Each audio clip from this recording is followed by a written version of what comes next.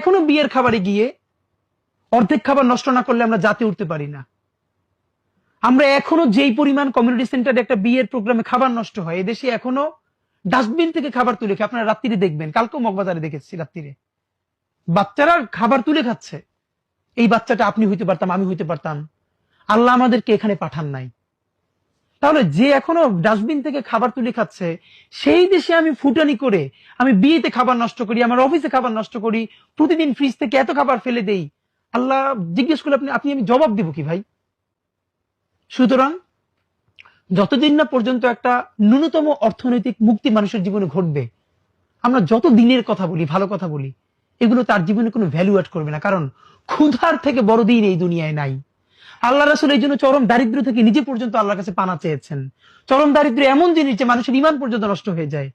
সাহাবারা পর্যন্ত কষ্ট করেছেন, আর আমরা কি মানুষ বলেন? তো আমরা যে বৈষম্যহীন একটা ইনসাফের সমাজ তৈরি করতে চাই, সেই লড়াইয়ে কারো অনেক বড় কবি হয়ে উঠতে হবে, ইনসাফের কবি।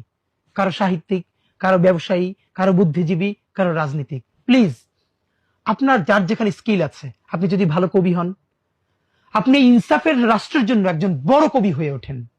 আপনি যদি চিন্তক হন, আপনি গবেষক হন, আপনি লেখক হন, ঔপন্যাসিক হন, আপনি ব্যবসায়িক হন, আপনি প্লিজ 10টা কাজ করেন না। আমরা যে লড়াইটা করতেছি, আমরা কোনোটা ভালো করে করতে পারতেছি না। আমরা ছোট্ট একটা টিম, কিন্তু আমাদের অনেক কাজ। এবার যদি আপনারা কেউ অনুপ্রাণিত হয়ে কবিতাটার জন্য 10টা নজরুল দাঁড়ায় যায় আগামী 20 বছর পরে, 50 জন ব্যবসায়ী দাঁড়ায় যায় ইনসাফের পক্ষের জন্য, 50 জন রাজনীতিবিদ দাঁড়িয়ে যায়, তাহলে তো ইনশাল্লাহ এরকম এই দেশ আজীবন থাকবে না।